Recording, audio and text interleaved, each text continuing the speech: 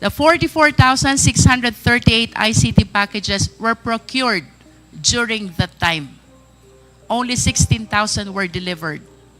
Nasaan po yung iba? We were not Mr. Chair, convinced. I lament that General Mempin could not give a clear and complete account of this 44,638. And I still have a lot of questions to raise. So may I just request General Mempin to please submit a written accounting of this 44,638 ICT packages with respect to their current whereabouts. Enzo Recto, kalaban ang katiwalian at kasinungalingan, kakampi sa katotohanan at kabutihan. The one in charge of the 10th Infantry Division in Regions 11, 12, and 13 were very significant, not only in your engagement as highly technical consultant, but in your appointment as well as Undersecretary for Administration of Deped. We agree on that, General Mempin.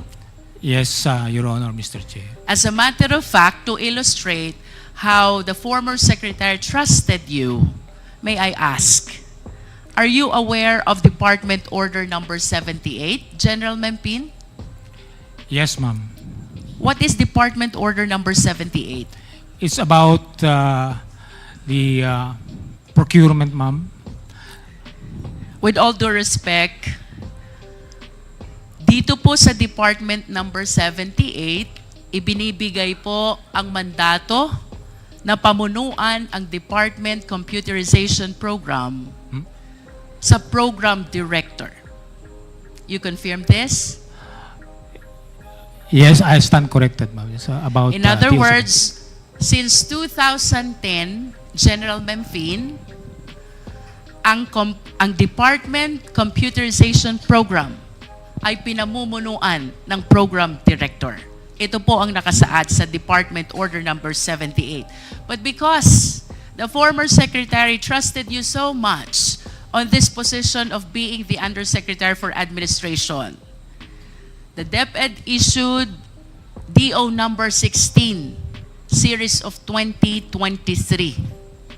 Would you like to enlighten us kung ano po itong DO 16, series of 2023? Actually, it's the revision of the Department Order 78, ma'am, series 2010. It's actually revising the compositions of those for the procurement. To be specific, General Mempin, with all due respect, ano ho ang pinaka-significant na naging pagbabago in terms of the Deped Computerization Program from DO 78 to DO 16? It's not only the director who decides for the procurement of Department Computerization Program.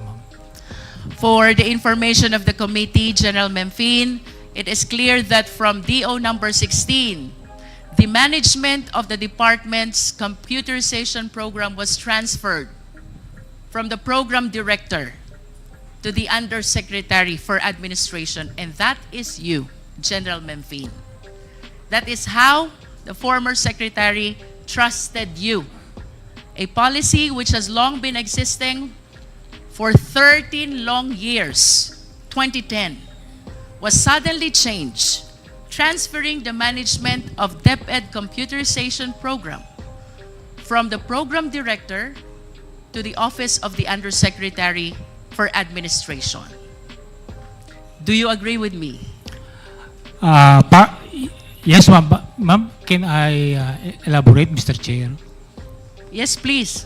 Please continue. Actually, before the computerization program is, because actually we notice some issues in the DCP procurement, particularly in terms of the members. So, because there's a huge amount of money involved in the Deped computerization program, so it was agreed through the executive committee as a collegial body to elevate the authority of deciding the Deped computerization program from program director to basically the program director is actively involved in the decision I making. understand, General Mempi. Now let us go to the DepEd computerization program.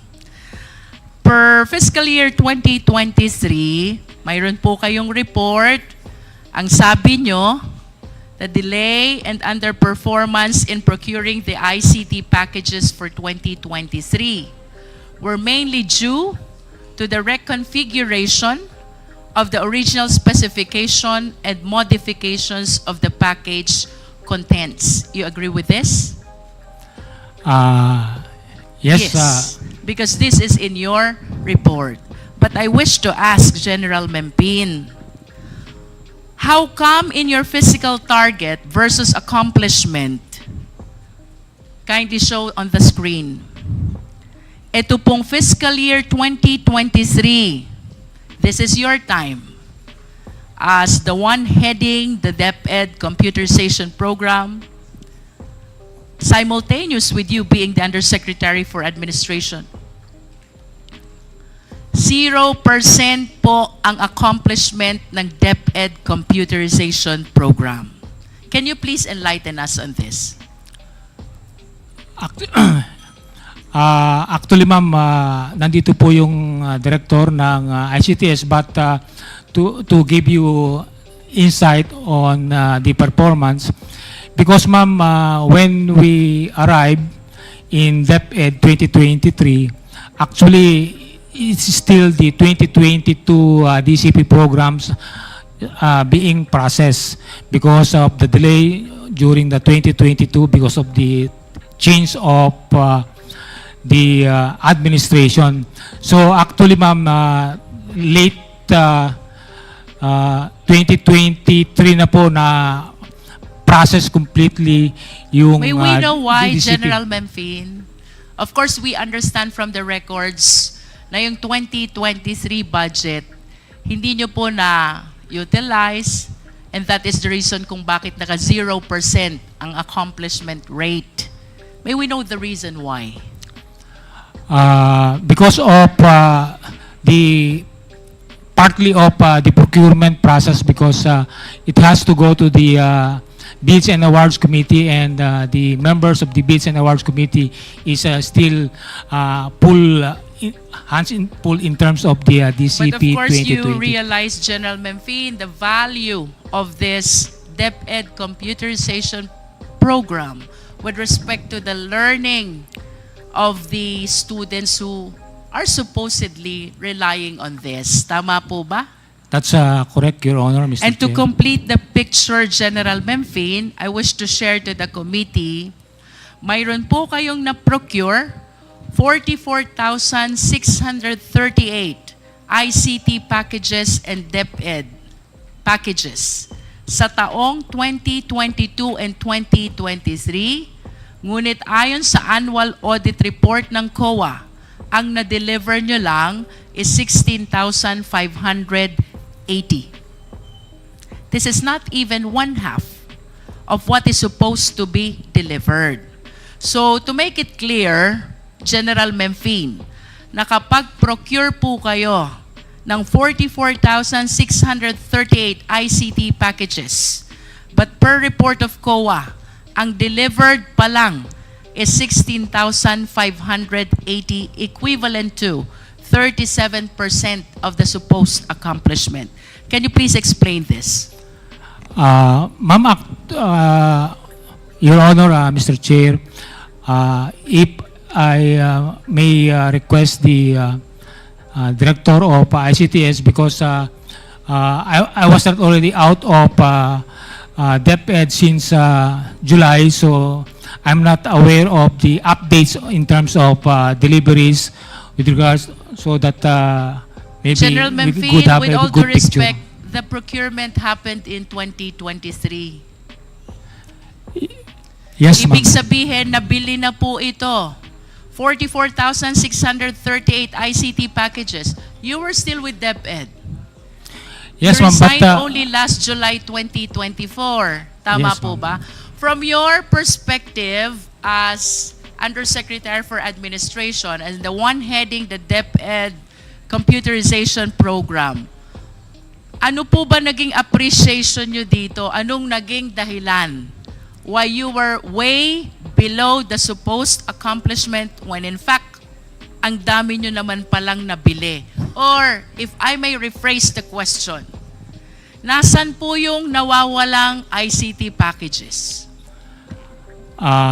Your Honor, Mr. Chair, during the 2023, only the DCP 2022 was processed, procured, and only started delivering in late 2023. And actually, only the first three... In both dates that you mentioned, General Memphine, you're very much connected still with the Department of Education. Yes, ma'am. So I'm explaining that during the 2023, ma'am, the DCP 2022 is prioritized, so it's only being deliberated or processed in the procurement. And late of October, there were only 3 lots of DCP which were successfully bidded out, and 13 was Memphine, processed in 20. If I may interrupt, let's simplify the question. The 44,638 ICT packages were procured during that time. Only 16,000 were delivered. Nasan po yung iba? Ma'am, because the 3 lots supposedly delivered during December and early January of 2024